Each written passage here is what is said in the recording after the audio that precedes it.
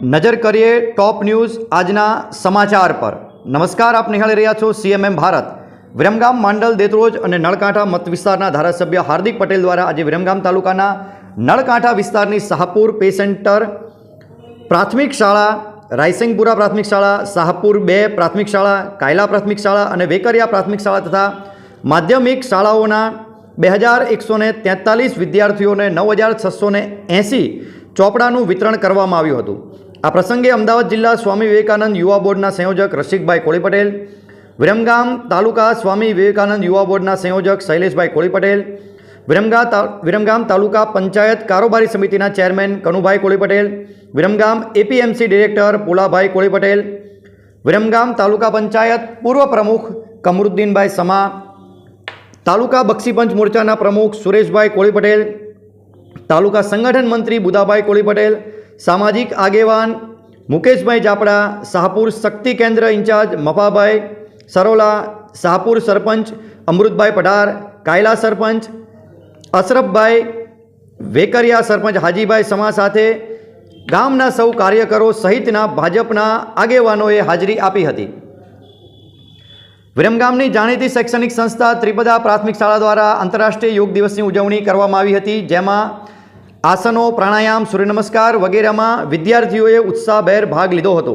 આજના દિવસે શિક્ષકોએ વિદ્યાર્થીઓને યોગ દ્વારા થતા ફાયદાઓની સમજ આપી હતી।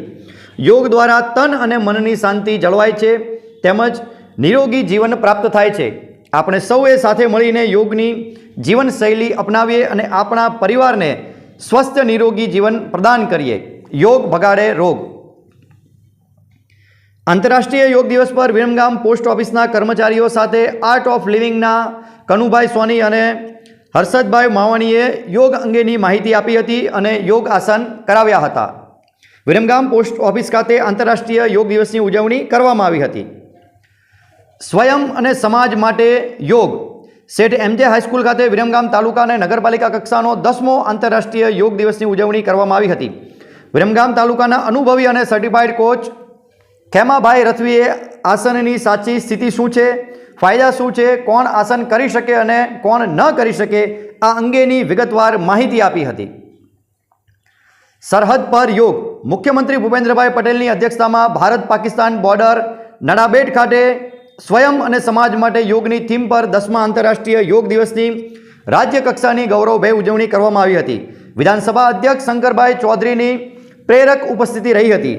વડાપ્રધાન નરેન્દ્રભાઈ મોદી દ્વારા આંતરરાષ્ટ્રીય યોગ દિવસની ઉજવણી નિમિત્તે શ્રીનગરથી કરાયેલા સંબોધનનું જીવંત પ્રસારણ નિહાળવામાં આવ્યું હતું। રાજ્ય યોગ બોર્ડના ચેરમેન શિષપાલ રાજપૂતે ઉજવણીમાં સહભાગી બનેલા તમામનું સ્વાગત કરી આંતરરાષ્ટ્રીય યોગ પ્રોટોકોલ અનુસાર વિવિધ આસનો અને પ્રાણાયામનું નિદર્શન કરી યોગ કરાવ્યા હતા।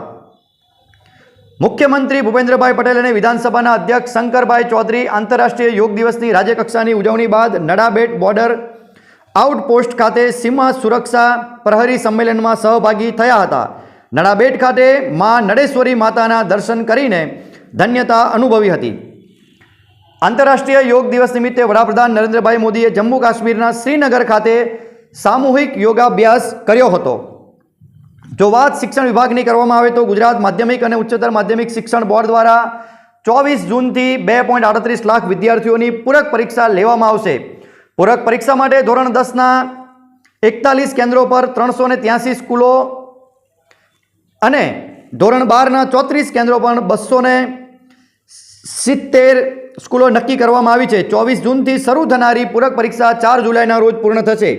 પરીક્ષાને લઈ બોર્ડ દ્વારા તમામ તૈયારીઓ પૂર્ણ કરવામાં આવી છે અને હવે પરીક્ષાને લઈ એક્શન પ્લાન પણ જાહેર કરવામાં આવ્યો છે। પૂરક પરીક્ષા કેન્દ્રો પર CCTV લાઈવ વ્યુઇંગ કરવા માટે સુપરવાઇઝર મૂકવામાં આવશે। જો હવામાન વિભાગની આગાહીની વાત કરવામાં આવે તો હવામાન વિભાગની આગાહી અનુસાર ગુજરાતના કેટલાક વિસ્તારોમાં વરસાદની સંભાવના છે, ત્યારે આજે દક્ષિણ ગુજરાતના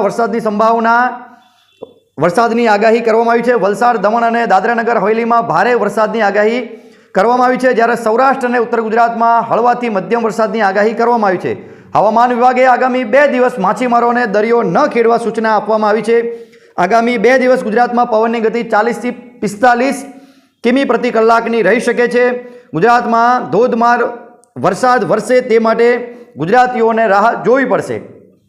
વાત ક્રિકેટની કરીએ તો ભારતે ગુરુવારે T20 વર્લ્ડ કપમાં સુપર 8 મુકાબલામાં અફઘાનિસ્તાનને 47 રને હરાવ્યું છે. આ સાથે જ ભારત સેમીફાઇનલમાં પહોંચવાની આશા મજબૂત થઈ ગઈ છે. બીજી તરફ અફઘાનિસ્તાનને હવે સેમીફાઇનલમાં પહોંચવા માટે છેલ્લી 2 મેચ જીતવી પડશે.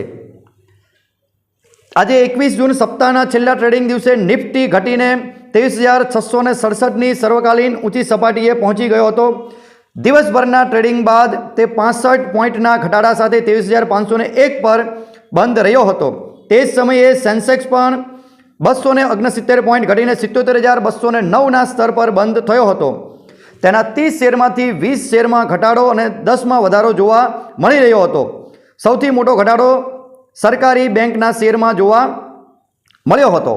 જો આપને અમારો ટોપ ન્યૂઝનો આ કન્સેપ્ટ પસંદ આવ્યો હોય તો આપ અમારી યુટ્યુબ ચેનલ CMM ભારતને સબસ્ક્રાઇબ કરશો, લાઇક કરશો, કોમેન્ટ કરશો અને આ લિંકને આપના મિત્રો સુધી શેર કરશો. CMM ભારત સાથે જોડાયેલા રહેવા બદલ આપનો આભાર.